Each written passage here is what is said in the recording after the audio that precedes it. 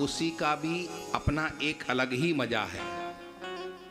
खामोशी का भी अपना एक अलग ही मजा है। पेड़ों की जड़ फड़फड़ाया नहीं करती है। पेड़ों की जड़ बड़ी होती है ना, मतलब विशाल होती हैं। फड़फड़ाते कौन हैं? पत्ते फड़फड़ाते हैं, टहनियाँ फड़फड़ाती हैं, मतलब छोटे लोग जो क्षुद्र लोग हैं वो फड़फड़ाते हैं, जड़ें नहीं फड़फड़ाया करती हैं। हम भी बड़ा बनने का प्रयास करें, जब तक पूछा न जाए तब तक न बोला जाए। आप लोग को कुछ समझ में आ रहा है कि नहीं आ रहा है? आ रहा है ना?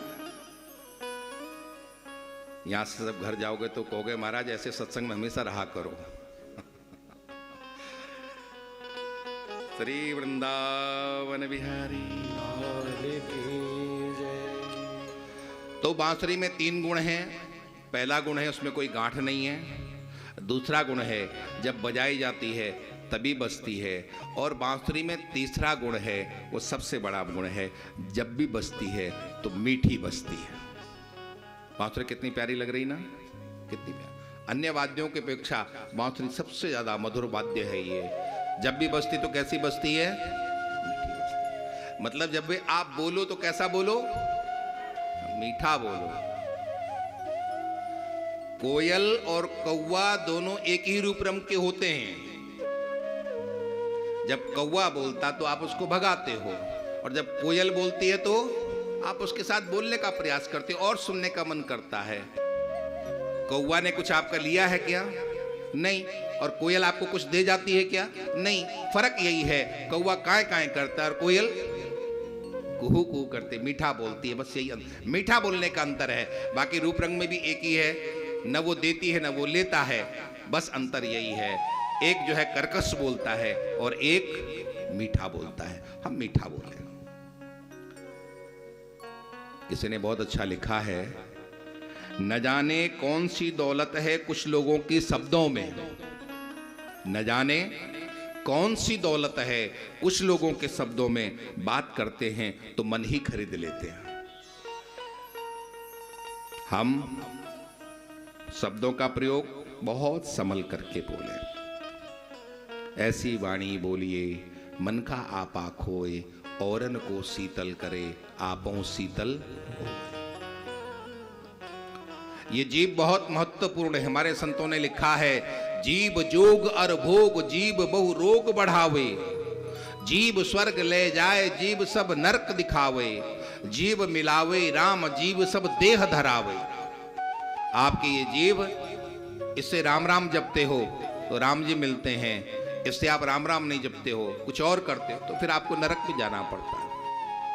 तो उस जीवा को बहुत संभाल करके हम लोग रखें। ये हमारे शास्त्रों का चिंतन है, हमारे शास्त्र ये कहते हैं।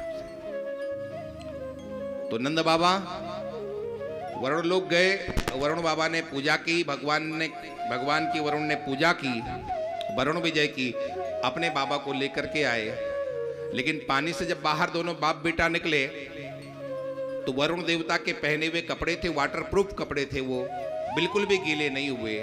ब्रजवासी चिपट पड़े बाबा से, अरे बाबा हमने तो सोचे कि तेरो गोविंदाय नमो नमः है गयो, हमें तो सोचा कि तू चला ही गया, लेकिन तुम बच गए, बहुत खुशी है। लेकिन देखा कि बाबा से जब लिपटे तो बाबा के शरीर में बिल्कुल सूखापन, पानी का कोई असर नहीं। बाबा ये चमकीले कपड़े तुझे कहां से मिले जिस पर पानी का कोई असर नहीं होता है? कहा वरुण देव ने हमें ये कपड़े दिए हैं, और वरुण देव ने कृष्ण की पूजा भी की है। मतलब ये है, ये साक्षात परमात्मा है जिसकी पूजा वरुण देव ने भी की है।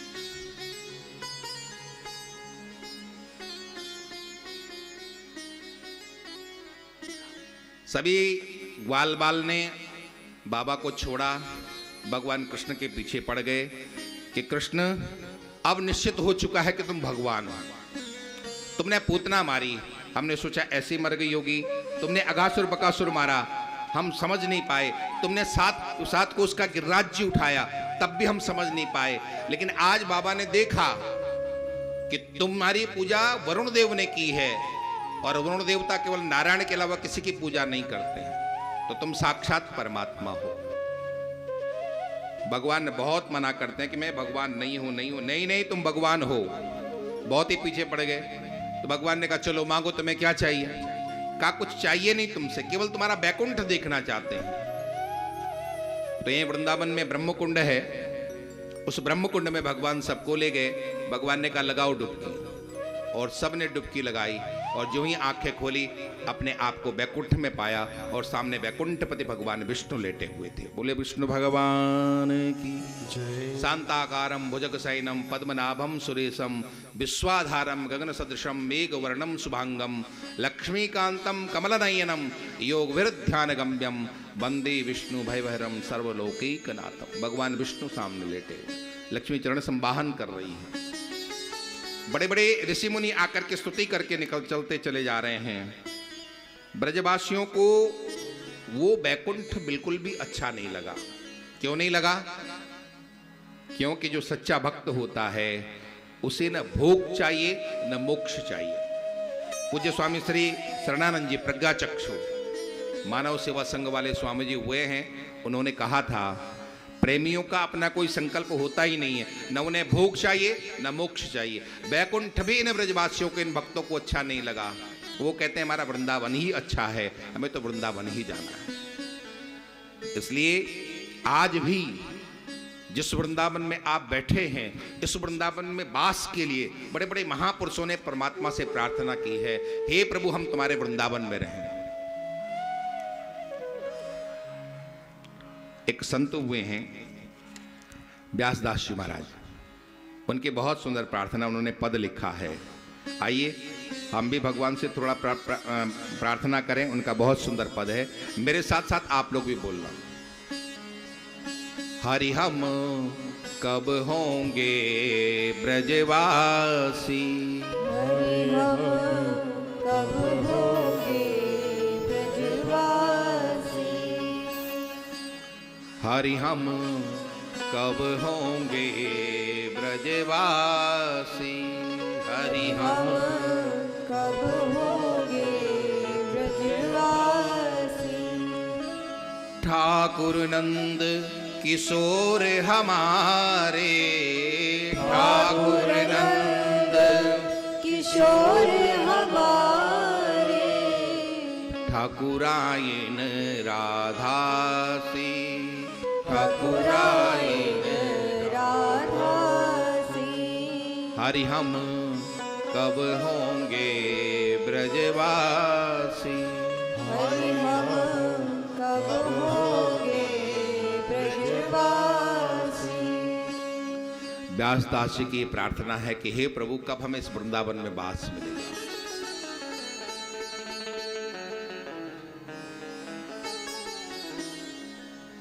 सखी सहेली नीकी मिली है, सखी सहेली नीकी मिली है, हरिवंशी हरिदासी, हरिवंशी हरिदासी, हरिवंशी हरिदासी। हरि हम कब होंगे ब्रजवासी, हरि हम कब होंगे ब्रजवासी। दुनिया के मित्र कभी आपसे मित्रता रखते हैं, कभी दुश्मनी करते हैं। यहाँ जो भगवत भक्त रहते हैं उन्हें केवल अपने ठाकुर से मतलब है, और बाकी जितने भी भगवत भक्त हैं सब उनके मित्र हैं। सब पर बड़े आराम से आपस में राधे राधे करते हैं और अपना अपना गंतव्य वहाँ पर सिद्ध करते हैं, अपना अपना मार्ग सिद्ध करते हैं। बाकी किसी से कोई मतलब नहीं।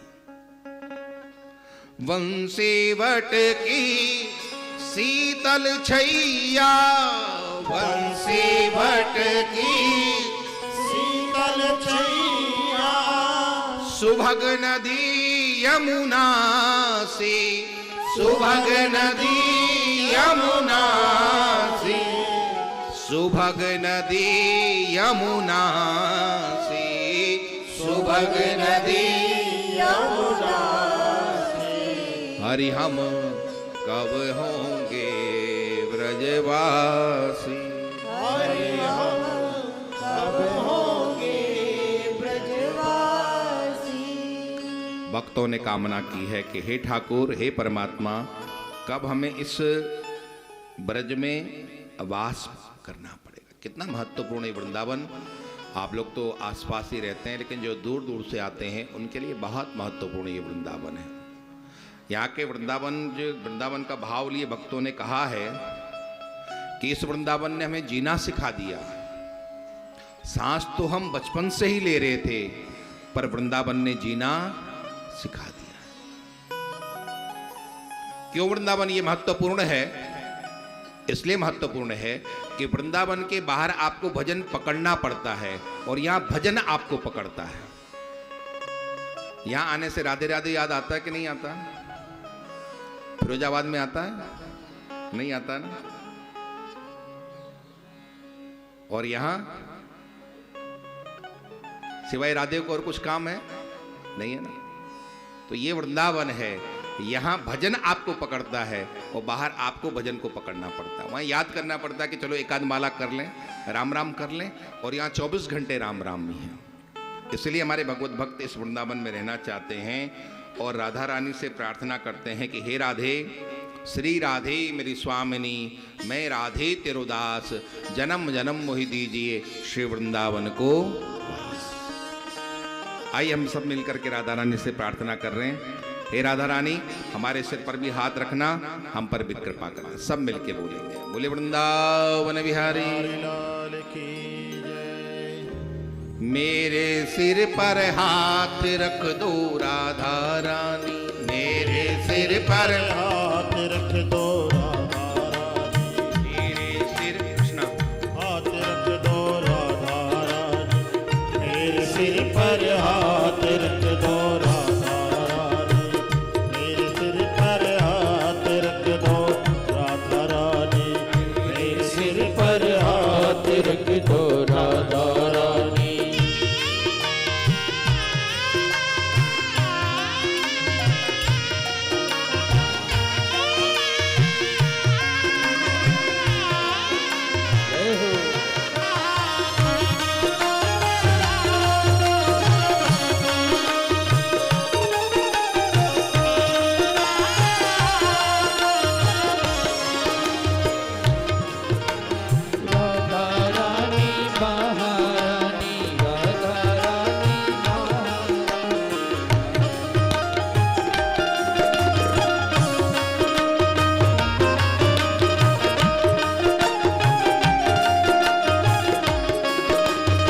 दर्शन होवे आस यही है, दर्शन होवे आस यही है, मेरे मन की प्यास यही है, मेरे मन की प्यास यही है, दर्शन होवे आस यही है, दर्शन होवे आस यही है, मेरे मन की प्यास यही है, मेरे मन की प्यास यही है, पूरी हो अभिलाष प्यारी राधा रानी, पूरी हो अभिलाष प्यारी राधा रानी, पूरी हो अभिलाष प्यारी राधा रानी, पूरी हो अभिलाष प्यारी राधा रानी, राधा रानी महारानी, राधा रानी महारानी, राधा रानी महारानी, राधा रानी महारानी, मेरे सिर पर हाथ रख दो राधा रानी, मेरे सिर पर हाथ रख दो राधा रानी, मेरे सिर पर हाथ रख दो राधा रानी। मेरे सिर पर हाथ रख दो राधा रानी।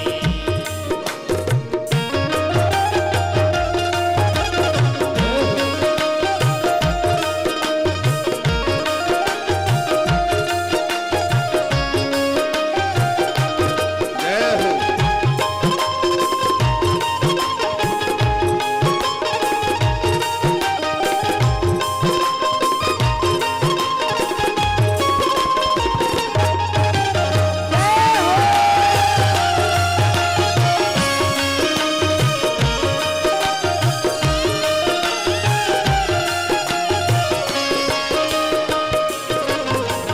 बड़ी दूर से चल कर आई, बड़ी दूर से चल कर आई, टहल टहल के आस लगाई, टहल टहल की आस लगाई, बड़ी दूर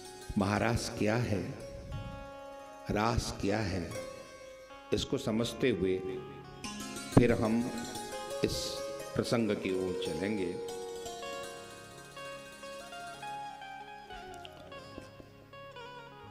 पहले तो हम समझें कि रास क्या है। रास कोई नृत्य नहीं है, रास कोई लौकिक क्रीड़ा नहीं है। रास तो दिव्य परमात्मा का प्राकट्य है। जहां पर वो रस अनंत अनंत रूपों में दिखाई देता है, उसका नाम रास है।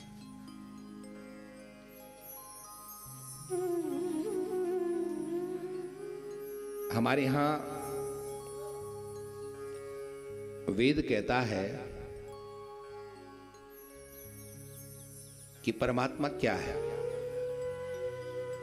तो परमात्मा कौन है? तो वेद ने कहा रसो वैसाह, परमात्मा रस स्वरूप है। तो मतलब यह है कि उस रस स्वरूप परमात्मा के प्राकट्य का नाम ही रास है। जब आपके जीवन में उस परमात्मा का प्राकट्य होता है तो उस समय आप उस रास में सम्मिलित होते हैं। और वो रास घटता कब है? वो रास घटित होता है जब आप शरीर भान से परे चले जाते हो। उसके बाद फिर रास की घटना घटती है, उसके पहले नहीं। श्री वृंदावन बिहारी लाल की जय।